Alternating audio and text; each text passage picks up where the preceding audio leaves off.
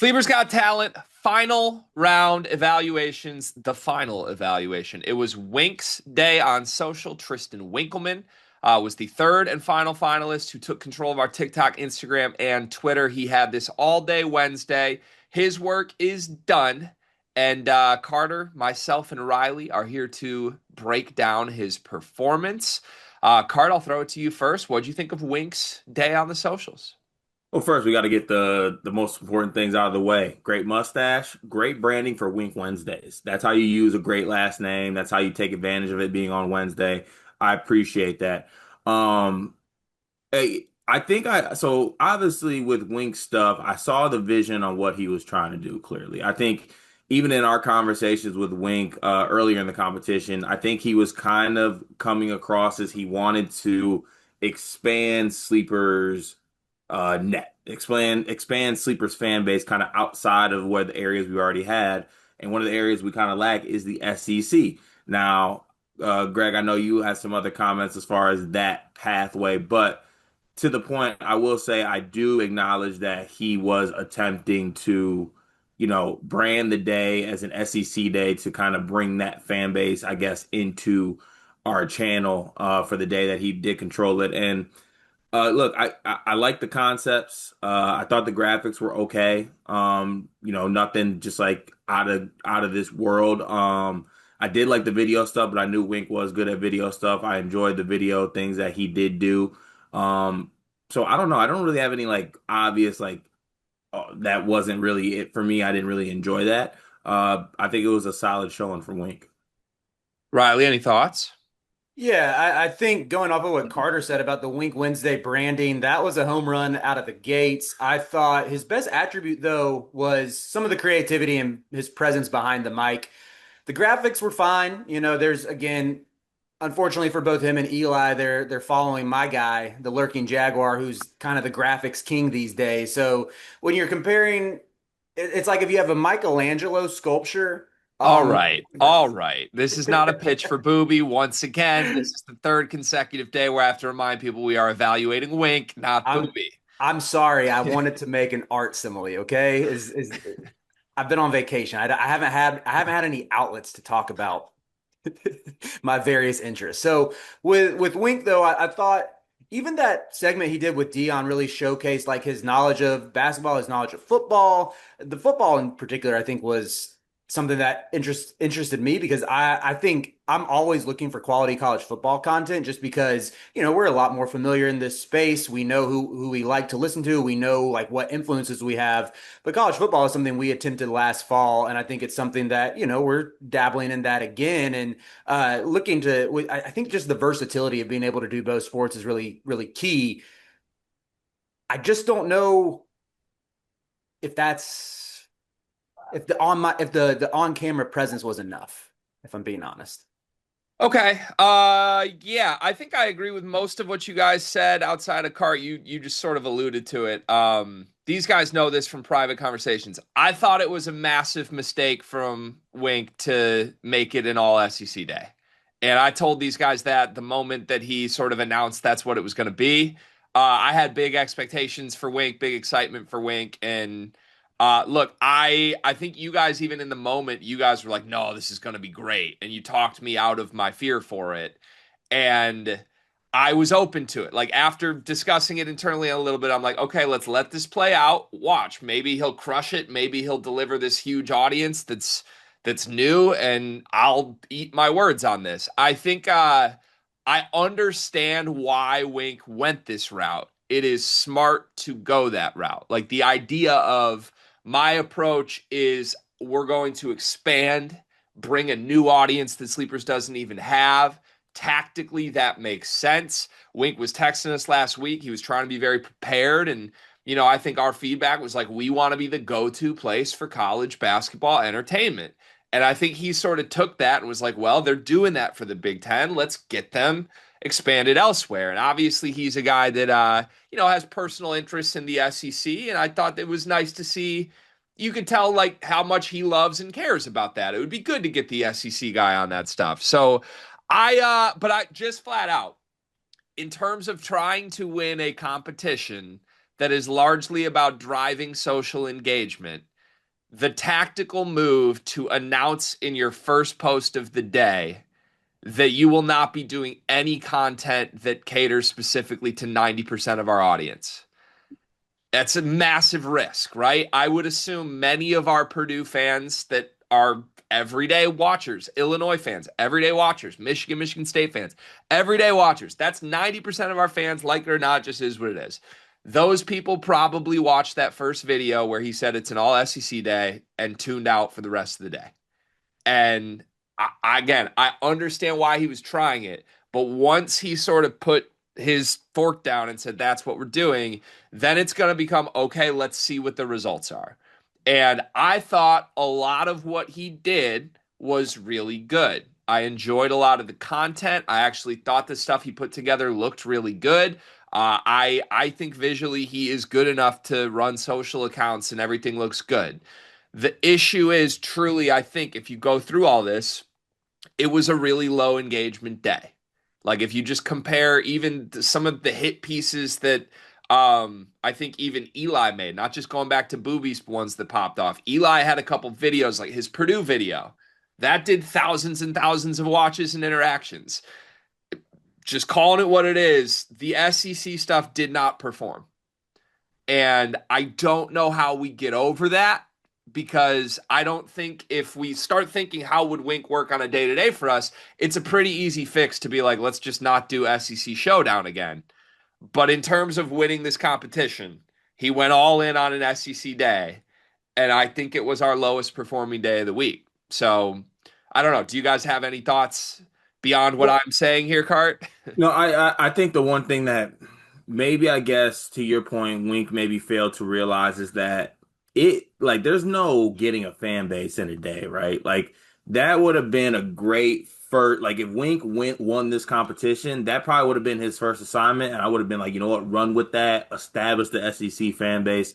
This shit takes time when you're trying to establish these fan bases and establish people to listen to you. Like it's really it takes more than just a one-off day. It truly does. So it's just like, the strategy of it, to your point, I think was just a little bit misplaced in I got to make a statement now. This is my moment. Where as far as I feel like he kind of took off on like a slow play journey, which look, we know all about slow play journeys, but we're not going to slow play something if we're in a contest where you have one shot. Don't miss your chance to blow. This opportunity, it comes once in a lifetime. Am I right, Riz? You're right, Carter. You're right.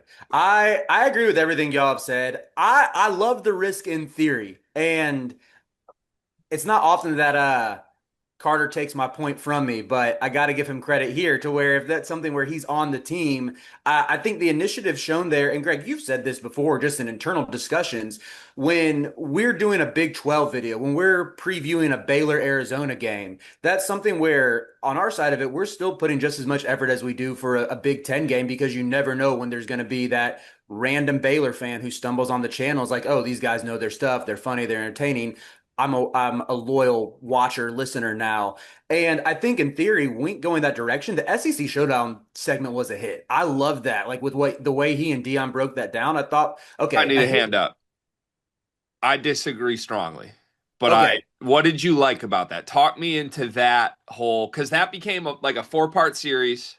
Like I think we got as much Dion and Wink doing a hypothetical SEC football bracket as we did like good clips of the sleeper show. Like I think you got a clip, Riley, of some stuff that actually performed pretty well. As far as I can tell, the SEC Showdown thing I just don't think worked. And I think I don't know. I was talking to Dion a little bit because Dion was really gassing this up. Like he's got some great shit in the works, and I just don't see the vision for the SEC Showdown thing. Like what was good about that? What did you like about that? One, I only watched the first one.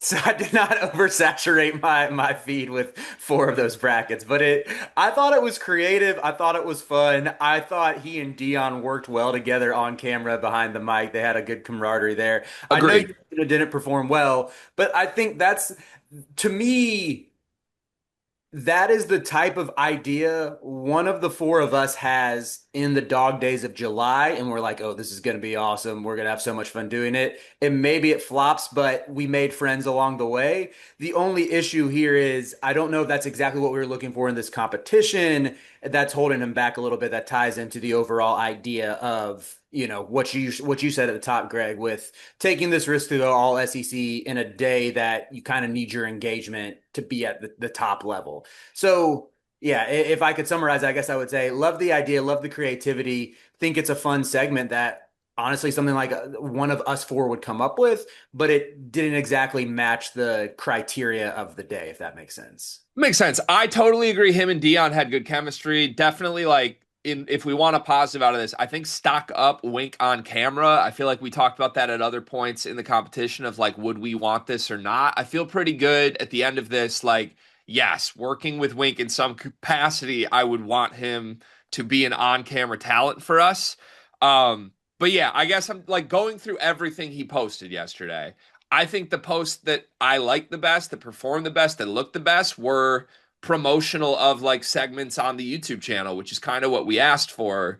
Mhm. And again, I'm not knocking the creativity, it's good, but it felt like about 50% of what he ended up putting together was the hypothetical Sleepers SEC Showdown. And Riley, being someone who literally said, I liked that concept, even you tapped out after the first one, which seemed to be true with anybody who watched that as far as the engagement went. So I don't know. Like, it's harsh. It sounds harsh to say it. I just think it flopped. And ultimately, we're here to evaluate how things perform this week. And I would even point to this. I think Wink's best, most interacted with piece that we saw yesterday was his first video where he dubbed it Wink Wednesday. It seemed like there was a lot of buzz coming in. Like the initial announcement of it got everyone's attention, and it was like, yeah. And then it just seemed to sort of fizzle. Like I don't think any of the hit pieces from there necessarily performed the way we had hoped or he had hoped. And I'll point to this just to kind of drive my point home. I'm not saying that you have to play within the Big Ten circles. Like ultimately, I don't want to reward anyone as the winner of this competition for that.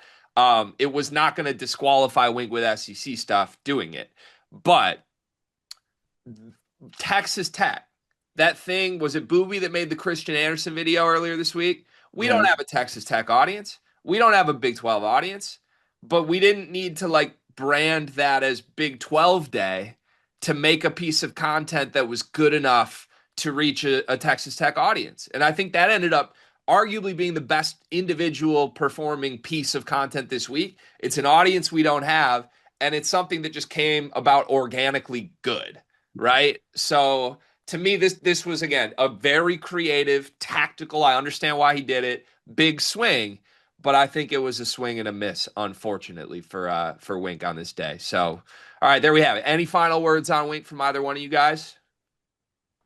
Ooh, I think I would. The last piece of criticism I think I would provide is that I'm not the biggest like X's and O's guy. I think everyone else can kind of break that down.